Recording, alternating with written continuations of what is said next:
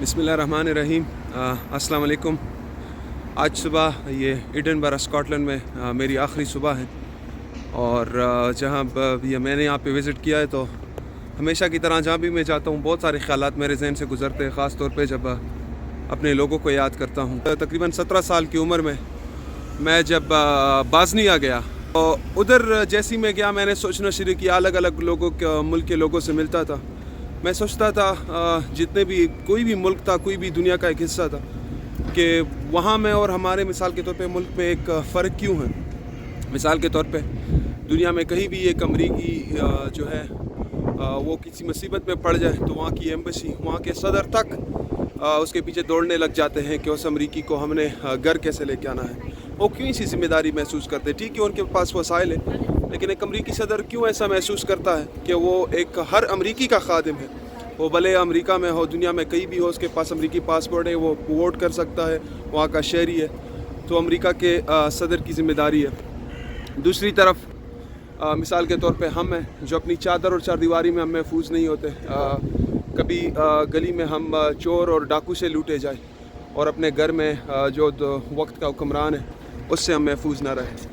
तो ऐसा क्यों है। दूसरी बात जो मैं सोचने की कोशिश करता हूँ कि यहाँ पे का जो मयार है, जो यहाँ पे लोग कैसे सोचते हैं, दुनिया को कैसे देखते हैं और हम कैसे देखते हैं, मुझे लगता है कि इन दोनों सवालों में अगर हम थोड़ा सा भी जानते समझने की कोशिश करते हैं तो बहुत सी चीज़ें सामने आती हैं।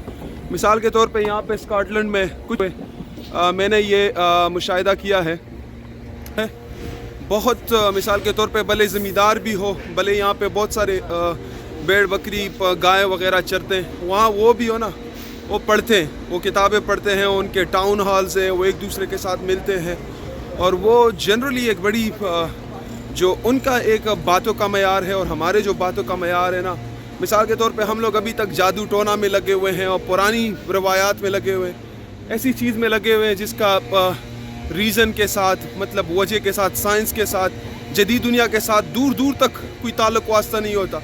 हम लोग मतलब पता नहीं किस सब में गिना नहीं सकता कि किस ख़यालात में हम फंसे होते हैं। और दूसरी तरफ मिसाल के तौर पे ये लोग हैं। एक और चीज़ जो आप देखते हो, यहाँ पे हज़ार साल पुरानी यूनिवर्सिटियाँ हैं। इसका मतलब है कि ये लोग जिस जदोजहद से हम आज गुज़रते हैं ना, मिसाल के तौर पे कि जादू टोना है और पुरानी रवायात है और ये वो, इससे ये लोग 200-300 साल पहले ये लोग उन तमाम जदोजहद से, मिसाल के तौर पे जो बरादरी के नाम पे या मज़हब के नाम पे लड़ाइयाँ हैं, ये लोग 200-300 साल पहले उस अमल से गुजर चुके हैं। अच्छा, इनके जब तालीमी मयार पे मैंने थोड़ा सोचा, मैंने गौर किया है, तो मैं मिसाल के तौर पे आगे पीछे गया स्कॉटलैंड में। यहाँ पे ओर्कनी आइलैंड्स है और शेटलैंड्स है और फरो आइलैंड्स है मिसाल के तौर पे, और एक ये जो जगह जिनके मैं नाम ले रहा हूँ, आइलैंड्स ले रहा हूँ, हाईलैंड्स है। एक जगह में सैकड़ों आइलैंड्स है। जब मैंने ये तमाम आइलैंड्स देखे, मैंने देखा कि स्कॉटलैंड में ना हज़ारों जजीरे हैं। इतना पहला हर जगह समंदर, ऐसा नहीं लगता कि एक जगह के साथ समंदर है, ऐसा लगता है कि एक समंदर में एक जगह है, जो मतलब ऐसी कहाँ घुसी हुई है जगह, कहाँ घुसी, मतलब इतना हर जगह समंदर, इतना हर जगह पे आइलैंड्स है, हर जगह पे फेरीज जाती है, कश्तियाँ वगैरह जाती है, लोग अपनी कारें डाल के एक जगह से दूसरी जगह जाते हैं। अक्सर जगहों में हेलीकॉप्टर में जाते हैं, हर जगह पे छोटे छोटे एयरपोर्ट्स बने हुए हैं। अच्छा, साथ साथ में आपको ये अपने साथ जो यहाँ की सीनरी है, जो एडिनबरा की सुबह है, ये भी मैं तो मैंने ये तमाम आइलैंड्स जब मैंने वो किए तो मुझे याद आया, तब पता नहीं 8वीं क्लास में कौन से क्लास में हमने कराची में पढ़ा था कि बलूचिस्तान में ना भाई कुछ किलोमीटर के फासले पे एक अस्तोला आइलैंड है। अच्छा, अस्तोला आइलैंड तो बहुत अच्छी बात है, क्या बात है। अच्छा, अस्तोला आइलैंड हमें पढ़ाया ना कि किसी मुल्क के पास ऐसी आइलैंड नहीं है। हमारे पास जो अस्तोला आइलैंड है ना, ऐसे किसी मुल्क के पास आइलैंड नहीं है। तो वो जब मुझे बात याद आ रही थी अस्तोला आइलैंड की, जो मुझे डिटेल याद आ रही थी, और अस्तोला आइलैंड को इन्होंने कितना बड़ा डील बनाया था ना हमारी मुताला पाकिस्तान में, तो मैं मतलब हम आपको लगता है पाकिस्तान में बैठे हुए कि अच्छा हमारे पास एक आइलैंड है और दूसरे सारे जो मुल्क है ना भाई, उनके साथ समंदर ही नहीं है। हमारे पास तो आइलैंड है, उनके साथ समंदर ही नहीं है, हम इतने पहुँचे हुए हैं। मैंने जब हज़ारों आइलैंड्स देखी, मेरे मन में ख्याल आ रहा था कि पाकिस्तान के तालीमी निज़ाम में यूँ लगता है कि ऐसे नहीं है कि मोटिवेशन ये होती है ایک سوچ یہ ہوتی ہے کہ اچھا ہم نے کچھ پڑھانا سمجھانا ہے. کبھی کبھی یہ فیل ہوتا ہے کہ موٹیویشن یہ ہوتی ہے کہ ہم نے ان کو پدو بنانا ہے, ہم نے ان کو کہنا ہے کہ جہاں آپ ہو, جو یہ ملک ہے یہ سب سے بہترین چیز ہے, دنیا میں ایسا کچھ نہیں ہے. اور ایک مرتبہ جب ان کی یہ موٹیویشن, یہ ان کا ذہن میں مقصد آ جاتا ہے تو پھر یہ نکلنے لگ جاتا, تو پھر یہ ساتھ میں نکلنے لگ جاتے کہ اچھا ابھی اس مقصد کو ہم نے پورا کیسے کرنا ہے. اور ایک پورا کرتے کرتے کہ پدو بنانے میں اور لوگوں کو جعلی یقین دلانے میں اور جعلی ان کو کہنے میں کہ بھئی ہم بڑے پہنچے ہوئے, ہمارا ملک بڑا پہنچا ہوا ہے اور ہر چیز نا, تو یہ سمجھاتے سمجھاتے ہم کو جو کہنا پڑے, جو کرنا پڑے وہ ہم کریں گے. اور یہ صرف مطالعہ پاکستان کی حد تک نہیں ہوتا. آپ پھر پیچھے جاتے ہو, آپ جس شعبہ زندگی میں دیکھو نا, یہ جو ایک سوچ ہے نا یہ کار بند ہوتی ہے. ہر چیز کے پیچھے یہ پدو بنانے والی کہانی ہوتی ہے. اور پھر مثال کے طور پہ ہماری میڈیا میں, ہماری عام کنورسیشنز میں پورے ہمارے اوپر سے بھی پدو بنا رہے ہوتے ہیں اور ہم ایک دوسرے کو بھی. جس طرح میں نے بوسنیا میں ذکر کیا, میں جب 17 سال کی عمر میں گیا تو وہاں پہ مطلب مثلا میں تو یہ سوچ کے گیا تھا, میں 11ویں پڑھ کے گیا تھا, میں تو یہ سوچ کے گیا تھا کہ اچھا ہم واقعی بڑے چیز ہیں نا, تو پاکستان تو مطلب ایسا ہو نہیں سکتا کہ دنیا میں کوئی جانتا نہ ہو, دنیا میں کوئی ایسا ہو جس کو پتہ نہ ہو کہ بھئی پاکستان اور پاکستانی کیا چیز ہے. اچھا تو مجھے بڑا 1-2 بندوں سے بات کی تو مجھے لگا کہ یار تو یہ تو بڑے اگنورنٹ سے لوگ ہیں, ان کو تو مطلب کچھ پتہ ہی نہیں ہے, تو ان کو پاکستان کا نہیں پتہ, مطلب ان کو تو کچھ نہیں پتہ ہوگا.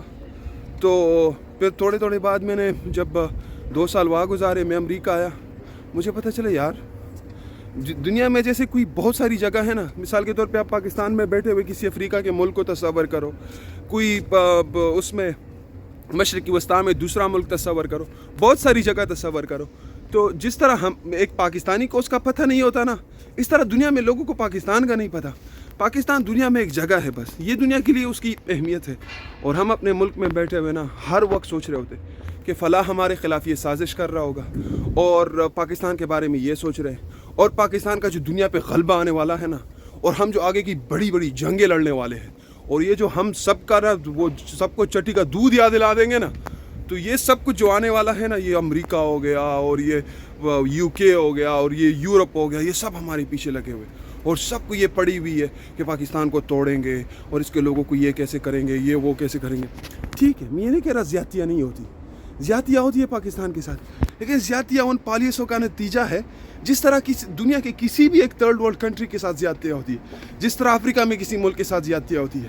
زیادتی اس کی وجہ نہیں ہے کہ پاکستان ہے, اس کی وجہ ہے کہ دنیا میں مثال کے طور پہ ہر ملک اپنے مفادات دیکھتا ہے, اور اس کے مفادات میں ان کو اکثر جو لگتا ہے کہ ان کو کرنا چاہیے وہ کر گزرتے ہیں.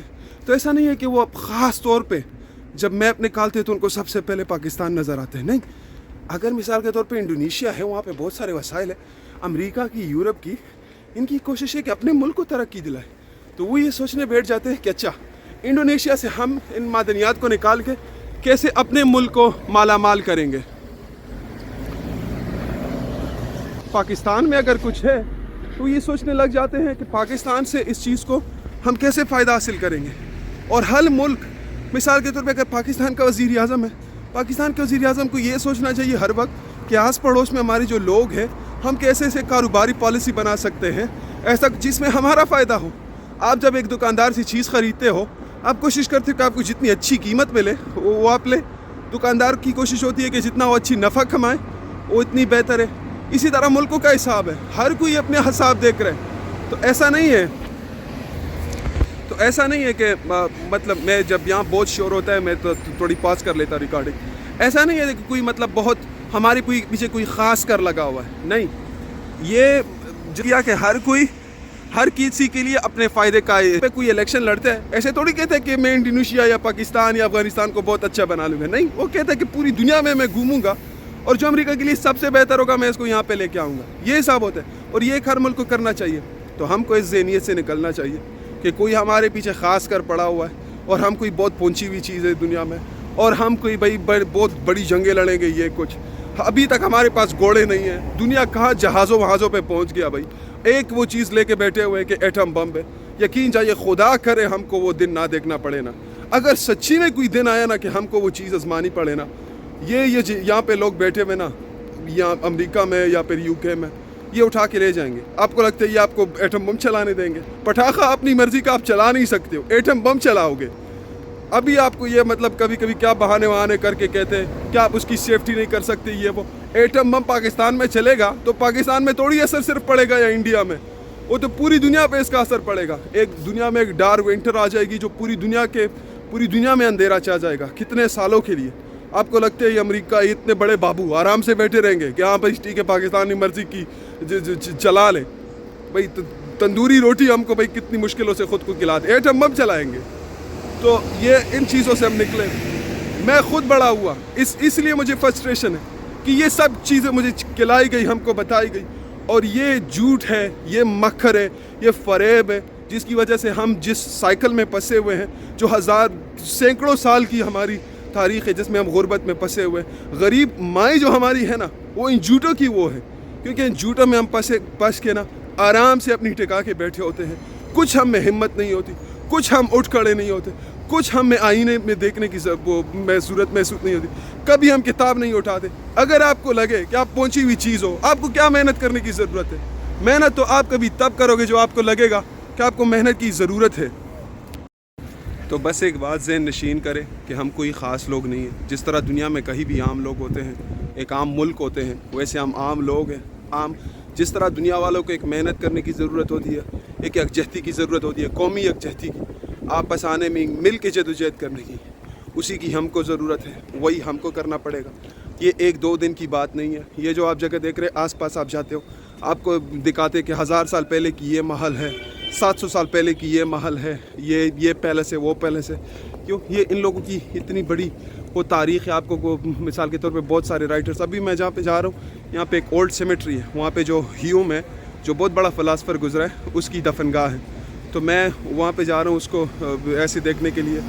تو مقصد بات کہنے کا یہ ہے کہ اس طرح ان کے بہت سارے انہوں نے بہت بڑی جدوجہد کی ہے، ایسی پالیسیز بنائی ہے جس سے یہ خود فائدہ کر سکے، اور سب سے بہت محنت کی ہے اور سائنس کو اپنایا ہے. جادو ٹونے سے ہم نکلے، کہ پرانی روایات سے ہم نکلے، سائنس کو اپنائیں، ایک دوسرے کے ساتھ ملے، کوشش کریں کہ آئیڈیاز کی بات کریں، خیالات پہ وہ دنیا ایسے ایک آبجیکٹیو گفتگو کریں، حقیقت پسند گفتگو کریں. ہم پرانی اس میں نہ پھنسے رہے کہ مطلب یہ اور یہ بات ذہن نشین کریں کہ تقدیر خدا نے ہمارے ہاتھ میں دی ہے. خدا مثال کے طور پہ حالات ایسے ہمارے نہیں بدلے گا کہ وہ غیبی، وہ تو جنت میں ہمیں دے گا نا. غیبی تو کچھ ہم کو ملے گا، تو وہ تو جب خدا سب کچھ دے گا ہم پہ کوئی ذمہ داری نہیں ہوگی، پھر وہ ہوگا. جنت دوزخ تو لازم اس لیے ہوتا ہے نا کہ آپ کے عمل سے ہوتا ہے.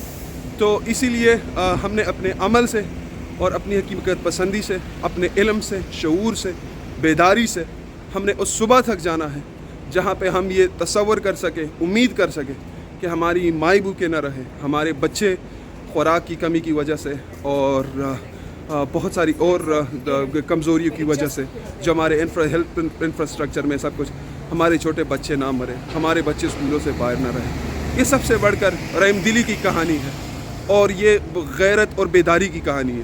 بھئی کسی میں غیرت نہیں ہوگی نا تو وہ سویا رہے گا نا، اس کو کچھ نہ تکلیف ہوگی، کچھ نہ اس کو خبر رہے گی.